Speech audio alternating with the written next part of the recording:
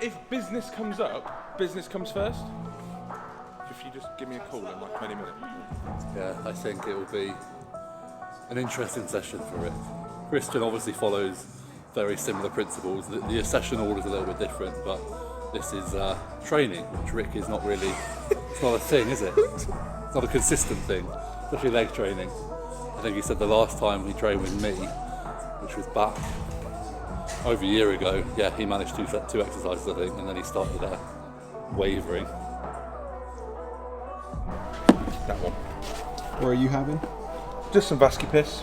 Yeah, I mean, to be honest, I'm so un-bodybuilder at the moment, it's not going to be it. And I'll have some Creamax. And I'll have a Maximize. Pre-session nerves kicking in. I think so. Look at the dawdling.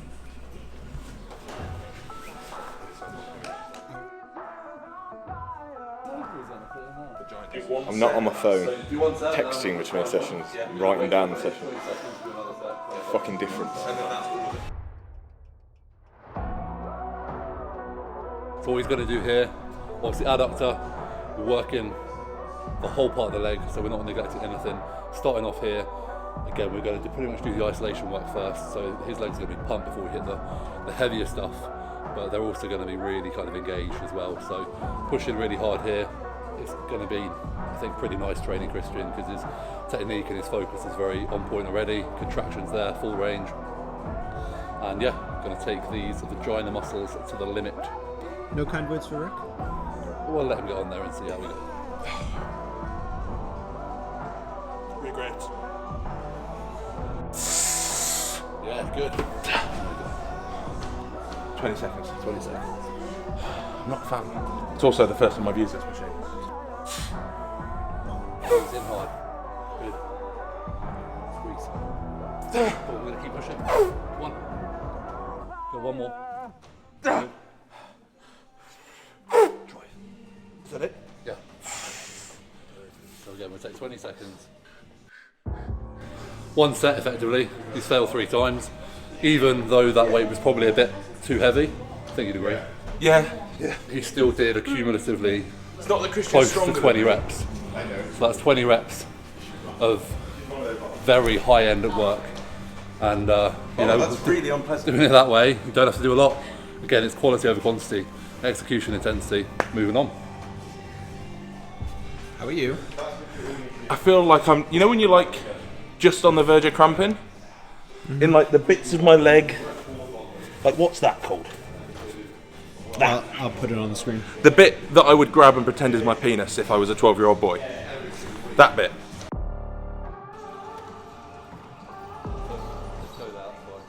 So what Christian's doing here, and what Rick is as well, whether he wants to or not, is leading sets. So obviously getting used to the movement, warming up the muscle.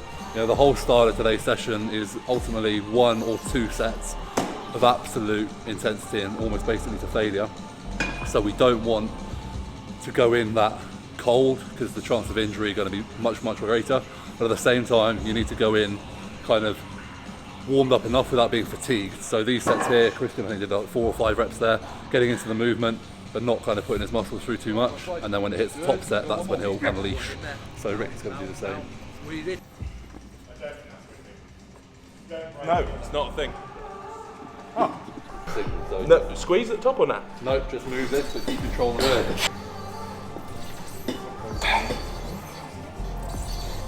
Oh. 2 more reps. Yep. One more. So one thing I was going to say with Christian that I'll kind of completely go against with Rick is when it comes to sort of assisted reps, you don't really want to do too many of them, especially if you're trying to kind of accurately track your own progression and your own lifts. I'm a big advocate of logbooks. I know obviously Christian will log his sessions. I log everything. So for him, I gave him like 1 assisted rep just to make sure, and that's kind of the limit. I would only ever generally assist on 1 rep, but you would have just seen me kind of assist quite a few on Rick. 2 reasons for that. 1, it's Rick, and 2, I just want to make him suffer. Oh yeah. Squeeze the top.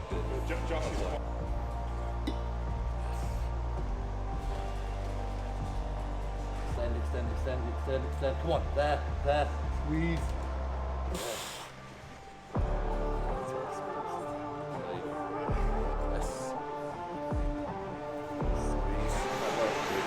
So a little bit different extension, kind of extensor of the set on this one. We're going to do a drop set.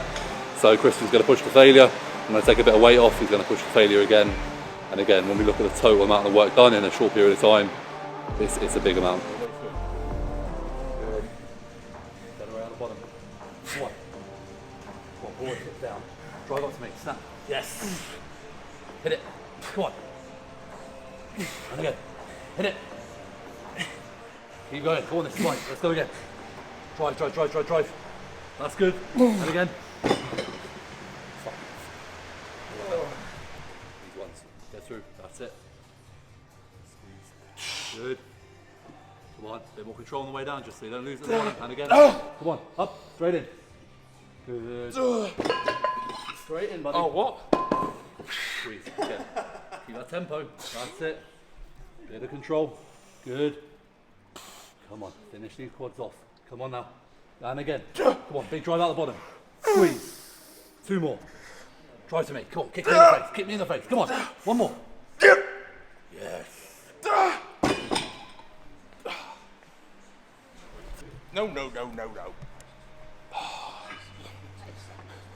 Why are you here? Because you asked me to be. Oh.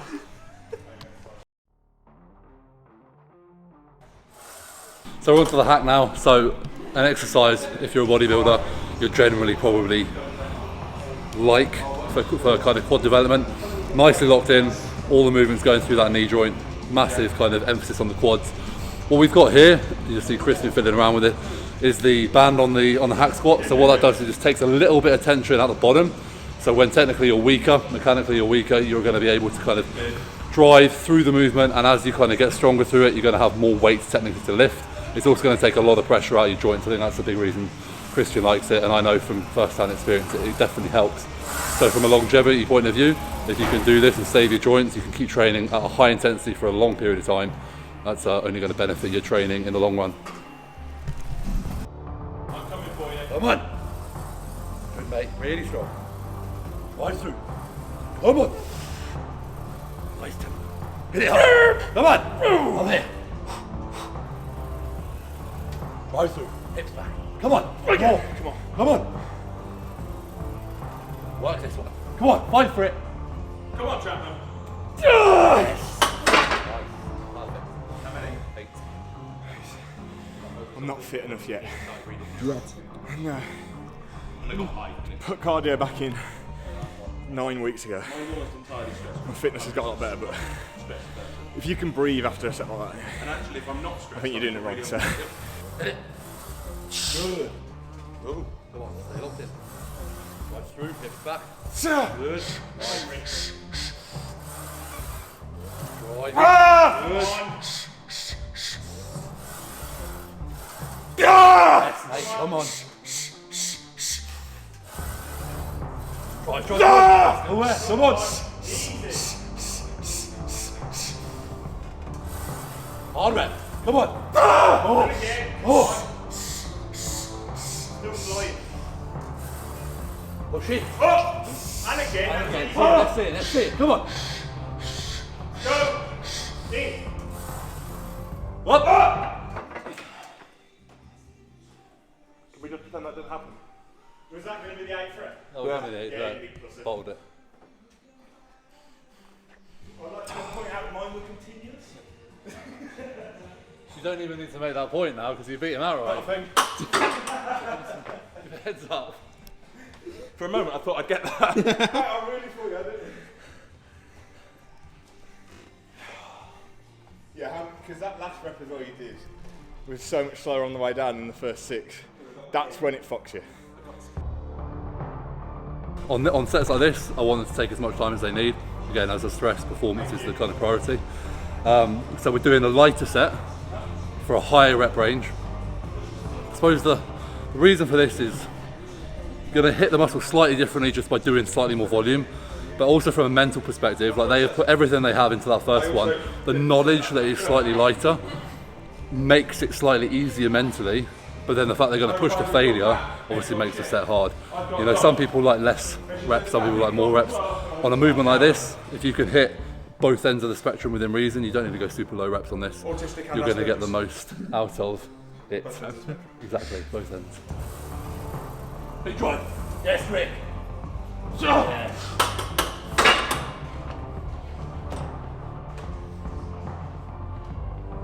So endurance not a thing anymore.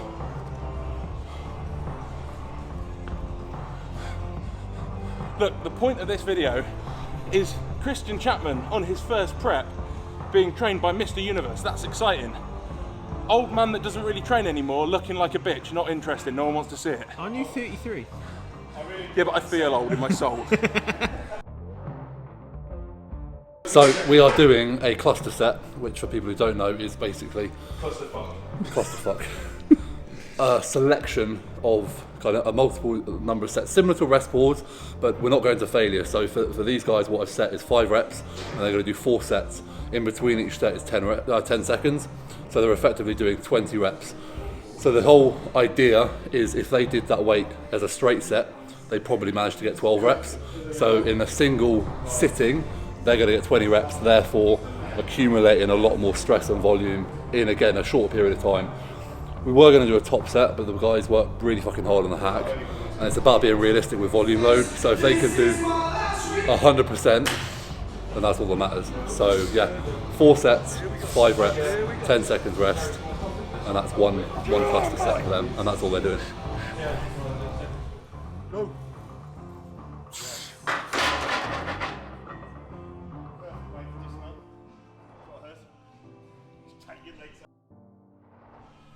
So that was a success. Both guys achieved it. Pretty much, I don't think they could have got one more rep either at the end of that. So perfect amount of volume.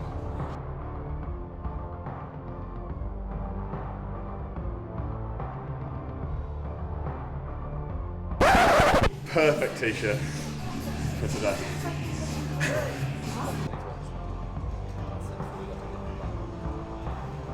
Bit of power, contract. Come on, come on, come on, come on. Yes. Arse is on fire. Good. The split squats. Just before then, we tried glute bridges, obviously for the glutes, which I mentioned at the beginning of the session. But Christian was getting a bit of pain there. Now, I'm not someone who's just going to kind of ignore people's feedback and tell them to get on with it relentlessly. So he's done reverse hypers and feels them really well. So we just switched that over. Straight set and then a drop set on the second. And now we're going rear foot elevate split squat to finish. I like doing a split squat or a lunge variation at the end of a session because it brings in every muscle group of the lower body, glutes, hamstrings, quads, and it's just brutal. You know, ultimately people don't do this because it is hard. It's quite a simple exercise for those in lockdown. It's the perfect exercise, but I guarantee not many people would do it. But yeah, it's a really good way to finish. Bring everything together, put it all out there. We're going to again do 2 working sets, no drops, nothing smart here, just a heavier set and a back off set, and then that's the hard leg component done. I think we'll finish with some calves after that.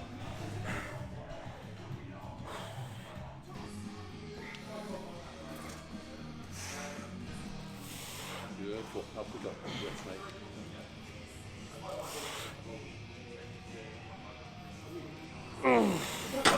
Nicely done. Awesome session. So, how was your session? Thoroughly enjoyable, if I'm honest. A lot of people were like DMing me and it's like, oh fucking hell, good luck mate. Yes, he's massive, I get that. He's currently 108 pounds bigger than me. And what about Josh? But at the end of the day, if he trained in a completely different way, if he was, you know, super high volume, fucking 100 rep sets, fucking drop sets, super sets, all this sort of shit, then yeah, I'd be fucking fucked and I'd be scared because I don't like that shit. But at the end of the day, we share the kind of same training style. So it's just, you know, someone there to spot you, if anything, or just push the last rep. So no difference. To be fair, the best bit was watching Rick actually train. That's the best thing I've ever seen. Because Rick is very much doesn't like bodybuilding kind of trainer. and he will have no problem me saying that. Hates it, probably, if anything. So to see him do more than one exercise was pretty impressive, and I was actually shocked. But no, it was a good session. I'm going to guess I'm probably going to be pretty fucked up in the morning, but that's the same as any Sunday morning. I'm always fucked after legs. So yeah, it was really good. Really enjoyed it. How was Rick? You know, was he out of 10? Be honest. I don't want to be horrible because at the end of the day, he gives me product. Supplements we're talking about, not like, you know. Yeah, well, so I give him a 7, 7? and that's only because Rick likes to chat. I'm very fast-paced. I want to get the next set done, like ASAP, instead of, oh, look at this on here. He gets distracted very easily, but that is his personality, and I let him off because it didn't slow me down too much. Although I haven't done a 2-hour 15 session for a fucking very long time. But I was very surprised at the effort and him actually. I was thinking after hamstring curl he was going to say I've got to go and do something and then fuck off somewhere. So for him to get through most of it, didn't do the last 3 exercises, and I do want that documented on camera. He didn't finish the session, but it was 9 out of 10 for his effort through the sets that he did. 7 out of 10 as an overall rating. I haven't got any food on my face, you know. It's a bit late now. Brilliant. If you do. Snacker Jacks in the beard. Is there anything else you want to say? Nah. No. Okay, yeah, we're done. It was nice to do something like this, like 13 weeks out from a show. Because one, I thought, I came here actually thinking we were training together, but he put me through the session, which I think is definitely a worse scenario, Yeah. in my opinion. Someone else putting you through the session, but no, it was definitely a good mental boost for the rest of it, 100%. Would you do it 1 week out for a show? 100%. Well, I wouldn't really train legs. Like, 10 days out, yes, 100%.